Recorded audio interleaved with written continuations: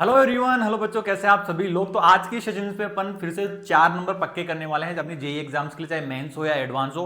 तो oxo acids की naming है ना, तो जब नेमिंग हमें लिखना आना चाहिए तो कैसे नेमिंग लिखते हैं। तो इस तरह के बहुत सारे सवाल आपको जेई मेंस और एडवांस में आपको देखने को मिलते हैं कि देखो भाई, पायरोफॉस्फोरिक एसिड्स में कितने सिग्मा एंड पाई बॉन्ड्स होते हैं। अगर आपको नेमिंग से ही अगर मोलिकुलर फॉर्मूला निकालना नहीं है तो आप स्ट्रक्चर कैसे ड्रॉ करोगे। तो आपको स्ट्रक्चर ड्रॉ करना आता हो ना, या कोई जैसे कि इसमें पूछा गया हाइपोफॉस्फोरिक एसिड में से आपको बताना भाई ऑक्सीजन स्टेट क्या होगा। तो मोलिकुलर फॉर्मूला अगर आपको निकालना नहीं आता तो फिर कैसे निकालोगे।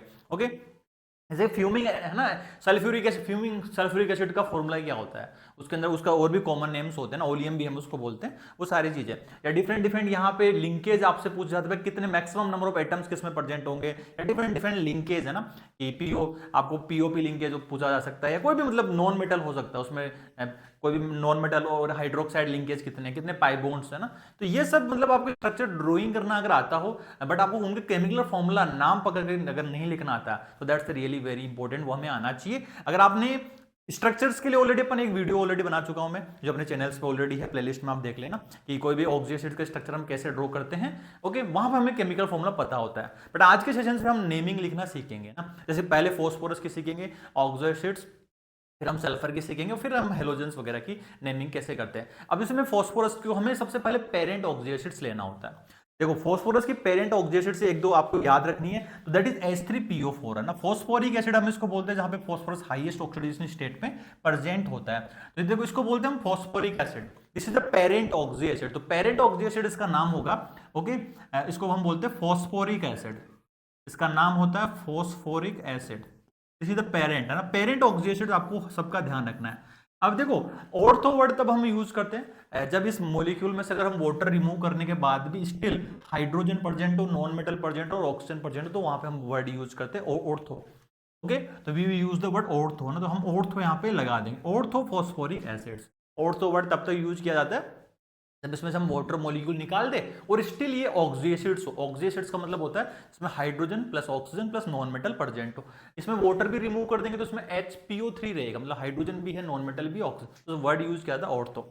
ओके, तो पेरेंट ऑक्सी एसिड्स आपको पता होना चाहिए। अब देखो, अब इसके डिफरेंट डिफरेंट जो ऑक्सी एसिड एग्जिस्ट करते हैं उनके नेमिंग हम करेंगे। अगर H3PO4 में से अगर मैं एक ऑक्सीजन मॉलिक्यूल रिमूव कर देता हूं तो it will be the H3PO3। तो ये क्या होगा, H3PO3 होगा। अगर इसमें से मैं एक और ऑक्सीजन रिमूव कर देता हूं तो it will be the H3PO2। अब इनके नामकरण कैसे होते हैं। अब देखो, फॉस्फोरिक एसिड में से आपने एक ऑक्सीजन रिमूव कर दिया, देखो ये इक है। आप ध्यान से अगर यहाँ पे ऑक्सीजन स्टेट निकालोगे ना, इट विल कम्स आउट +3 और यहाँ पे +5 आएगी, तो ऑक्सीजन स्टेट डिक्रीज होगी ऑक्सीजन रिमूवल कर देते ही। तो इसका नाम होगा फॉस्फोरिक और इसका नाम होगा फॉस्फोरस एसिड, है ना। तो नाम होगा फॉस्फोरस एसिड। तो इसको हम ये भी बोल सकते हैं बच्चे ना, फॉस्फोरस एसिड, इसका नाम होगा फॉस्फोरस एसिड। तो इसको ऑर्थो फॉस्फोरस भी बोल सकते हो ना। Again it will we use the word ortho for this one, इसका नाम ऑर्थो। ओके, तो आपने फॉस्फोरिक एसिड में से एक ऑक्सीजन बाहर निकाला तो it will be the phosphorous acid या ortho phosphorus. Okay, ortho word का भी यूज किया जाता है, आपको पता ना, कि वाटर के रिमूवल के बाद भी वो स्टिल ऑक्सी एसिड एग्जिस्ट करो, इसमें hydrogen oxygen plus non metal हो। तो फॉस्फोरिक में से एक ऑक्सीजन रिमूव किया तो फॉस्फोरस, और फॉस्फोरस में एक और ऑक्सीजन रिमूव किया तो इसका नाम होता है, इसमें से अब रिमूव करें ना, हाइपो वर्ड यूज किया जाएगा, हाइपोफॉस्फोरस, नाम हो जाएगा हाइपोफॉस्फोरस एसिड, इसका नाम हो जाएगा हाइपोफॉस्फोरस एसिड। ठीक है, ओके। अब मैं क्या करता हूं, अगर देखो, अगर कोई भी ऑक्सी एसिड्स में से अगर हम इनऑर्गेनिक में डिहाइड्रेशन करते हैं, डिहाइड्रेशन करते हैं तो वहां पे देखो फॉर्मूला क्या बन जाएगा, तो डिहाइड्रेशन करने के बाद HPO3। तो डिहाइड्रेशन में यहां पे वर्ड यूज किया जाता है मेटा, जैसे कि ऑर्गेनिक केमिस्ट्री में मेटा का मतलब होता है ना ऑर्थो पैरा मेटा, है ना। ओके, मेटा डायरेक्टिंग ग्रुप से। वैसे इनऑर्गेनिक में अगर आप किसी ऑक्सी एसिड्स में अगर डिहाइड्रेशन वर्ड यूज कर रहे हो तो उसका मतलब होगा कि मेटा। तो ये इस एसिड का नाम हो जाएगा मेटा। क्या हो जाएगा, मेटा। कौन सी, कहां से मेटा है, क्योंकि अपने फॉस्फोरिक एसिड से वाटर रिमूव करते हैं, इसका नाम हो जाएगा Meta phosphoric acid, Meta phosphoric acid. ठीक है, अगर सिमिलरली अगेन फॉस्फोरस एसिड में से भी अगर मैं वाटर डिहाइड्रेशन कर दूं तो इसका नाम होगा मेटा फॉस्फोरस एसिड। तो क्या नाम होगा, that will be the Meta.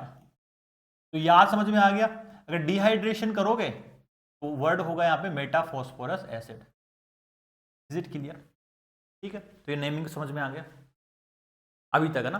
अब देखो, अभी यहां से अगर मैं आपको नेमिंग लिखूं तो इसका नाम लिख दूं, इसका नाम था ऑर्थोफॉस्फोरिक एसिड, है ना। तो इसको हटा देते हैं अपन, थोड़ा सा यहाँ पे आपको दिख नहीं रहा होगा, सुंदरता बनाए रखने के लिए। इसका नाम होगा, इसका नाम मैंने क्या लिखा था, ऑर्थोफॉस्फोरिक एसिड। ऑर्थोफॉस्फोरिक एसिड इसका नाम था, ठीक है जी। हाँ, अब देखो ध्यान से, अगर H3PO4 में से अगर मैं 2 वाटर मॉलिक्यूल, मतलब 2 मोल इसके लेते हैं और उसमें से वाटर मॉलिक्यूल रिमूव कर देते, तो मॉलिक्यूल आ जाएगा H4P2O7, H4P2O7 आ जाएगा, ठीक है। तो इसके 2 मोल में से अगर आप वाटर रिमूव करेंगे बच्चे, तो देखो गर्म करने पे अगर आपका वाटर बाहर निकलता है तो वहां पे है ना पायरो वर्ड यूज किया था। पायरो मतलब हीट, हीट करोगे तो वहां से 2 मोल में से आपको वाटर रिमूव करना है। इधर मैं सीधा डायरेक्टली इसमें से 1 मोल में से वाटर रिमूव करा था। अगर हम 2 मोल से वाटर रिमूव करते गर्म करेंगे ना, तो बहुत सारे मॉलिक्यूल गर्म करेंगे, 2 मॉलिक्यूल में से वाटर का रिमूव होगा, तो वहां पे वर्ड यूज किया था पायरो। पायरो मतलब होता है हीट, तो नाम क्या हो जाएगा, पायरोफॉस्फोरिक एसिड। पायरोफॉस्फोरिक एसिड नाम हो जाएगा इसका। Pyrophosphoric acid is the name of this compound. Pyro मतलब हीट, तो जब गर्म करोगे तो 2 यूनिट में से जब वाटर मॉलिक्यूल बाहर निकलेगा तब हम यूज करेंगे पायरो। सिंपल, डायरेक्टली अगर एसिड में से 1 वाटर मॉलिक्यूल बाहर निकल रहा तो हम वर्ड यूज करेंगे मेटा। ओके, अब इधर देखिए ऐसे ना, अब देखो, अब H3PO3 में से अगर 2 मोल में से आप वाटर रिमूव कर दिया तो नाम क्या हो जाए, पायरो। तो इस एसिड का नाम है फॉस्फोरस, तो पायरोफॉस्फोरस एसिड। तो name of this acid will be the pyrophosphorous, pyrophosphorous acid. Okay, नाम हो जाएगा पायरोफॉस्फोरस एसिड। पायरो ध्यान रखना, पायरो मतलब वाटर रिमूव करना, लेकिन 2 मोल में से, 2 मोल में से। अब इधर देखो ध्यान से, अब आप क्या कर रहे हो, इसमें एक ऑक्सीजन ऐड कर रहे हो, तो एक तरह से ये एसिड का नाम क्या हो गया बच्चे, इस एसिड का नाम हो गया 2 यूनिट H3PO4 कंबाइन करके, मतलब 2 यूनिट फॉस्फोरिक एसिड की कंबाइन करके वाटर रिमूव हो रहा है, तो इसको हम डाइफॉस्फोरिक एसिड भी बोलते हैं।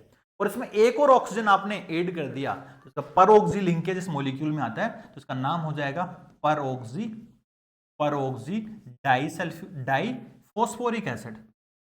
डाइफॉस्फोरिक एसिड इसको हम बोलते हैं, फोस्फोरिक एसिड, फोस्फोरिक एसिड है ना, डाइफॉस्फोरिक है ना, परऑक्सी डाइफॉस्फोरिक एसिड।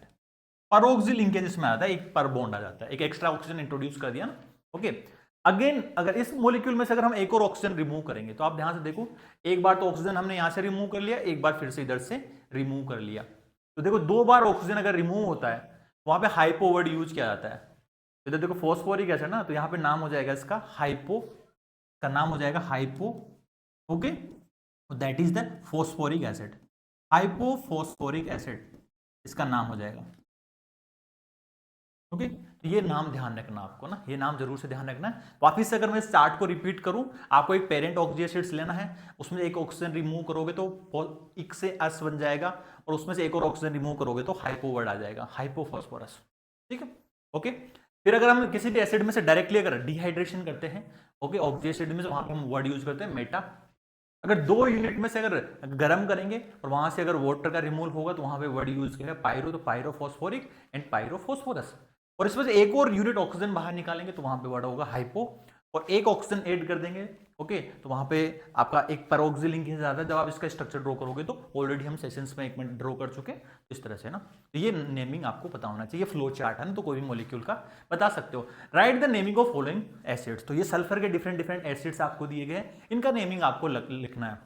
देखो सल्फर की ऑक्सी एसिड्स क्या होती है बच्चों, पेरेंट ऑक्सी एसिड जो सल्फर की होती है that is the sulphuric acid, तो H2SO4 इसको हम बोलते हैं।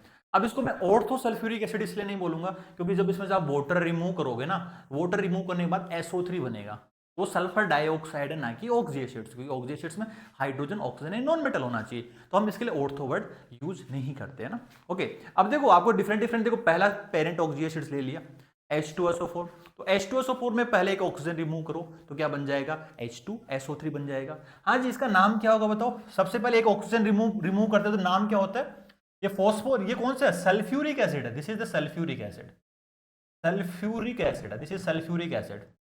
इसमें से आपने ऑक्सीजन रिमूव किया तो it will be the sulphurous acid, क्या हो जाएगा, सल्फ्यूरस एसिड हो जाएगा।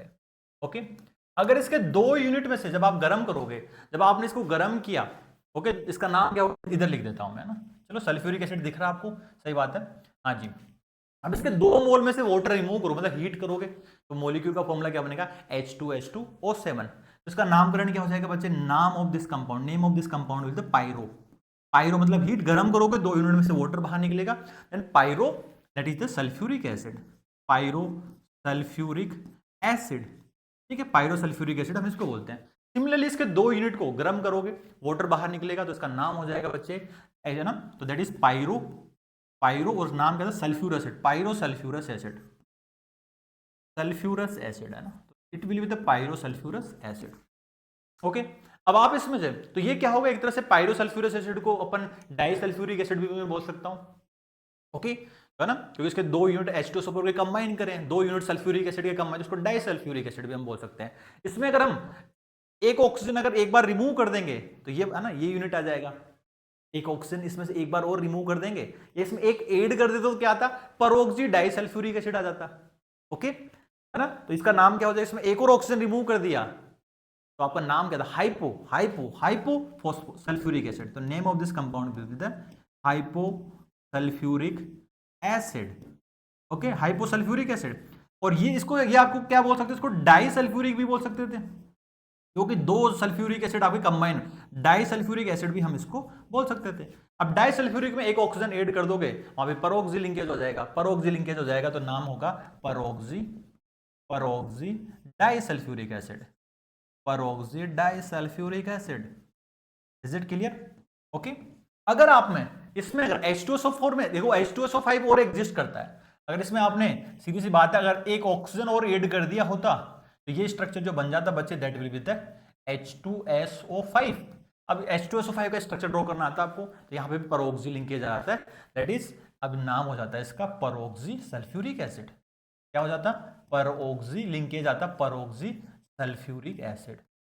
ठीक है, sulphuric acid is the name of this compound. Parent से ध्यान रखना, एक ऑक्सीजन डायरेक्टली रिमूव करोगे तो एस आ जाएगा। ओके, ये HSO2 एग्जिस्ट नहीं करता ना इस तरह से, तो ये नेमिंग होती है। Is it clear to everyone? यहां तक सबको समझ में आ गया? ओके, तो ये आपका पूरा चार्ट होता है।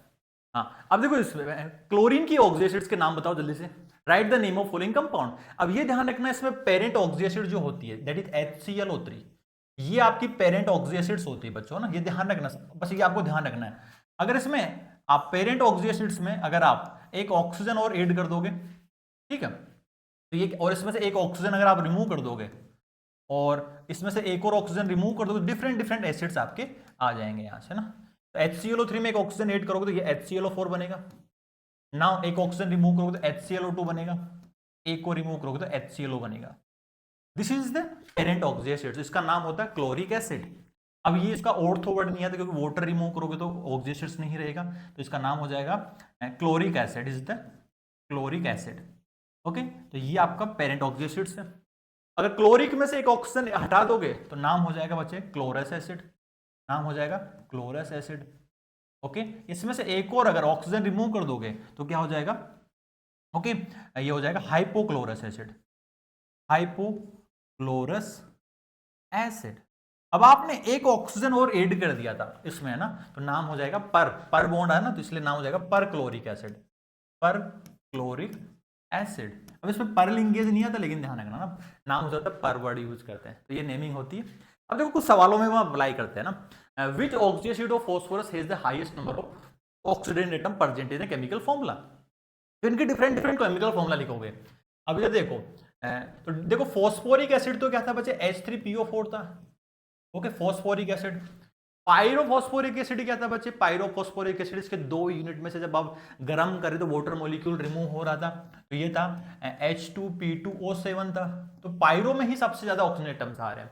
अब आपका था पायरोफॉस्फोरस, क्या था, पायरोफॉस्फोरस था, ये तो आपका फॉस्फोरिक था, फॉस्फोरस था H3PO3, तो उसके H3PO3, तो H3PO3 की 2 यूनिट में से आपको क्या करना था, वाटर रिमूव करना था। क्या करना था, 2 यूनिट में से वाटर रिमूव करना था। This H4P2O7, this is H4P2O7। ये क्या आएगा, pyro will be the H4P2O5 कुछ आ रहा था, ठीक है, तो ये H3PO3 इज द फॉस्फोरस, उसके 2 यूनिट में से रिमूव करोगे तो। हाइपोफॉस्फोरिक क्या था भाई, है ना, हाइपोफॉस्फोरिक क्या था, तो हाइपोफॉस्फोरिक था इसमें से, तो H4P2O6 is the H4P2O6 will be the hypophosphoric था अपना। है ना। तो फॉस्फोरिक एसिड की 2 यूनिट में से वाटर था तो पायरो आया था, पायरो में से एक और आप ऑक्सीजन रिमूव करे तो ये आंसर था। Answer will be D option for this one, तो आंसर आपका डी आना चाहिए। Okay, oxidant state of phosphorus in hypophosphoric acid. तो ऑक्सीडेंट स्टेट्स आपको फास्फोरस का बताना, बताओ क्विकली कैसे निकालोगे। पहले तो बताओ हाइपोफॉस्फोरिक एसिड।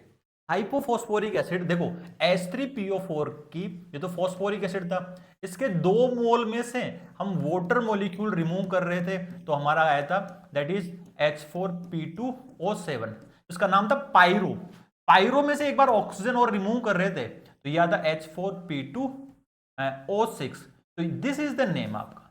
तो oxidant state of phosphorus in hypophosphoric acid, तो इसकी अगर मैं बात करूं यहां से, अगर आप निकालोगे इसमें ऑक्सीडेंट स्टेट, तो जैसे कि हाइड्रोजन का तो 4 हाइड्रोजन है, एक का +1 होता है, एक फॉस्फोरस का x, 2 का तो 2x, 6 oxygen into -2 equal to overall charge 0, तो कितना हो गया 2x equal to 8, x equal to +4, तो +4 आपका एक ना आपका ऑक्सीडेंट स्टेट यहां से निकल के आएगा।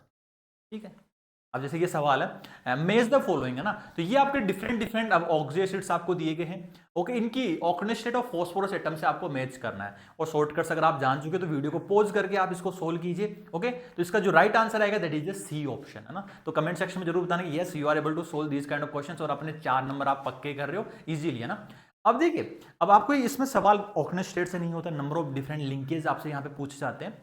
अब इधर देखो, number of SO bond present in sulphurous acid, peroxo disulphuric acid, pyrosulphuric acid respectively क्या होगा।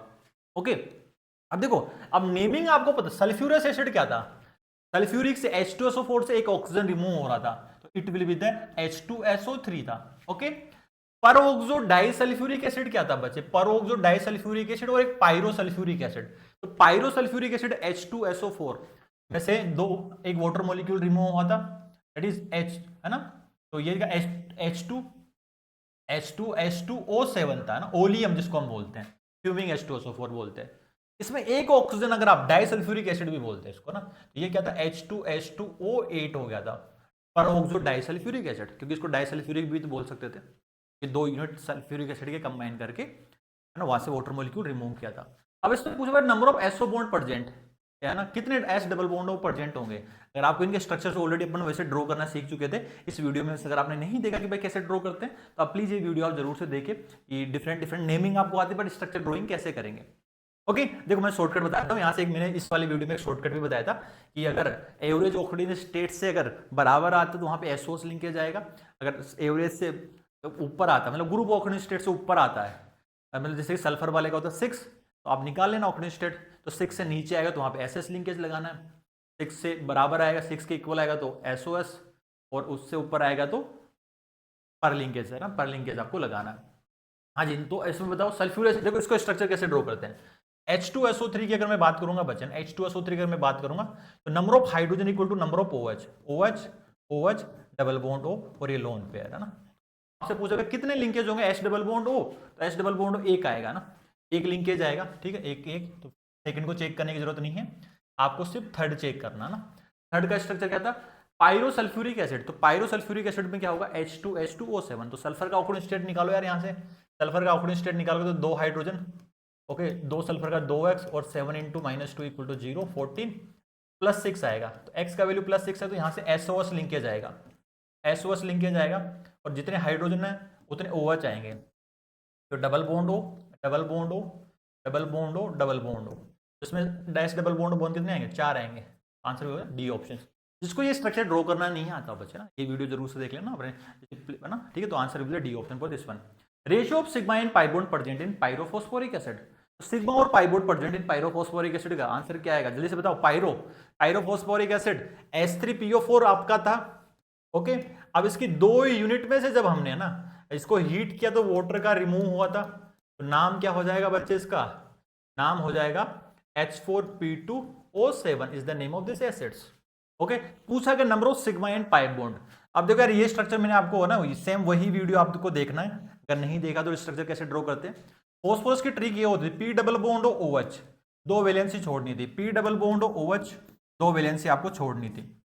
ओके, अब आपको इसमें देखना था भाई, एक OH आ गया, एक OH आ गया, तो 4 ऑक्सीजन यहाँ पे यूटिलाइज हो गए। अभी 3 ऑक्सीजन और और 2 हाइड्रोजन बचे, 3 ऑक्सीजन है तो 2 हाइड्रोजन तो ये आ जाएगा और 1 लिंकेज ये आ जाएगा। तो आपसे पूछा गया था भाई नंबर ऑफ सिग्मा बॉन्ड, है ना, रेशियो ऑफ सिग्मा बॉन्ड, तो सिग्मा बॉन्ड कितना हो गया, है ना, 1 2, 1 लिंकेज ये भी है भाई, ये भी सिग्मा बॉन्ड है, ठीक है, इनको ध्यान से, इनको भूल मत जाना।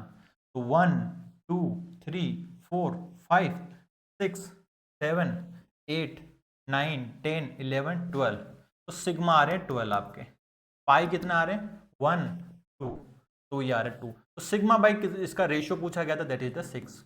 ये इस तरह से आपको निकालना था ना इसको। Okay, fuming sulphuric acid, that is fuming sulphuric acid oleum H2S2O7। Okay, तो अर्जेंट केमिकल 7 आंसर रहेगा इसका ना, तो 7 answer is for this one. तो इस तरह से बाकी के सारे सवाल है ना, अभी ये सवाल है, इसको एज ए मॉक की तरह आपको देना है। ओके, तो number of molecules in pyrophosphoric acid linkage आपको पूछे गए, तो आपको नेमिंग फॉर्मूला निकालो पायरो का, फिर डिफरेंट डिफरेंट लिंकेज। ओके, अगर आपको स्ट्रक्चर ड्राइंग नहीं आती तो जो वीडियो मैंने आपको बताया था उसको आप जरूर से देखिए। ओके, नंबर ऑफ, इसमें डिफरेंट डिफरेंट, अब नेमिंग से पहले आपको स्ट्रक्चर बताना है, स्ट्रक्चर फिर आपको स्ट्रक्चर ड्रॉ करके इस तरह से ना, तो दोनों तरह के मिक्स तरह के सवाल आपके यहाँ पे बनते हैं। मैंने ऑलरेडी आंसर मार्क कर दिया, तो इनको आपसे जरूर से एक बार प्रैक्टिस करके आंसर निकालिए। ओके, और जेएमपीपी है ना, फुल मॉक टेस्ट आप दीजिए कि आपको पूरा रिविजन आप कर चुके हो, पढ़ चुके हो, थ्योरी बार बार पढ़ रहे हो, लेकिन जब आप तब मॉक नहीं दोगे ना, है ना, तो जेएमपीपी मतलब इसको हम प्रेडिक्टर पेपर से बोलते हैं। सिमिलरली आपका जो एग्जैक्ट जो पैटर्न आपको है, जो चेंज पैटर्न के हिसाब से पेपर बनाया गया, आपकी पूरी टीम मिलकर ये टीम ही बनाती है, आपके टीचर्स खुद, और इसके वीडियो सॉल्यूशंस भी होते हैं जहां पे हम बिल्कुल शॉर्टकट तरीके से सवालों को क्रैक कैसे करते हैं ना, तो वो भी सब कुछ आपको जेएमपीपी के अंदर इंक्लूडेड है। अगर आपने मैं कह रहा हूँ अभी जितना टाइम है, कम से कम फुल मॉक आप कम से कम 5 से फुल मॉक तो आप दीजिए। ओके, एक वीक में 2 मॉक्स आप देना शुरू कर दो। ओके, जितना दे सकते हो मैक्सिमम उतना आपको आपकी वीक पॉइंट आपको पता लगेंगे, है ना, और कि कहाँ पे लैग कर रहे हो, टाइम मैनेज कर पा रहे हो नहीं कर पा रहे हो, क्योंकि एग्जाम 3 घंटे है ना वैसे, क्योंकि ये बिल्कुल एनटी का ये यूजर इंटरफेस है ना, वैसे फॉर्मेट में हमने टेस्ट सीरीज कंडक्ट कराई है, आप प्लीज वैसे ही करना। और बाकी की अगर आपको लगता है कि कुछ चैप्टर्स अभी मेरे को 2-3 चैप्टर्स अगर और भी पढ़ना है तो सिलेबस कंप्लीट करके जाइए। तो यहाँ पे J25 सेक्शन में ऑलरेडी अपना ग्रेविटी बेच ऑलरेडी चल रहा है। ओके, तो अभी मैं बताता हूँ न्यू ईयर ऑफर्स जो अपना चल रहा है बच्चे, दैट इज फ्लैट 25% ऑफ अपना चल रहा है एट सारे बेचेस पे, ना 25% ऑफ अभी, है ना, फ्लैट, है ना। तो आप जाके, आपको लगता है कि सर सेकंड अटेम्प्ट में मेरे को अभी पहला अटेम्प्ट की उतना अच्छे से नहीं पढ़ा, लेकिन फिर भी जितना मैक्सिमम हो तो आप तैयारी करके जाइए। तो फ्लैट 25% ऑफ, जेएमपीपी ऑलरेडी उसके मैक्सिमम डिस्काउंट प्राइसेस पे ऑलरेडी है, मतलब वो प्राइस देके आपको लगेगा कि यार कि नहीं है, तो है ना कि हाँ, आप कई बार है ना बाहर खाने निकल जाते हो ना, ओके, उससे भी कम खर्चे में आपको यहाँ पे इतने सारे क्वालिटी पेपर्स, प्रेडिक्टर पेपर्स आपको यहाँ पे, है ना, मिलते हैं। ओके, तो ग्रेविटी बेच में भी आप इनरोल कर सकते हो, जो सेकंड अटेम्प्ट के लिए टारगेट कर रहे हैं बच्चे, है ना। अभी flat 25% of already minimum price पे, मतलब बहुत ही अफोर्डेबल, बहुत ही लो प्राइस पे हमने बेच रखा है, जहाँ से आप सिलेबस कंप्लीट नहीं हुआ तो उसको आप जरूर से कंप्लीट करके जाइए। ओके ओके बच्चों, bye bye and love you all.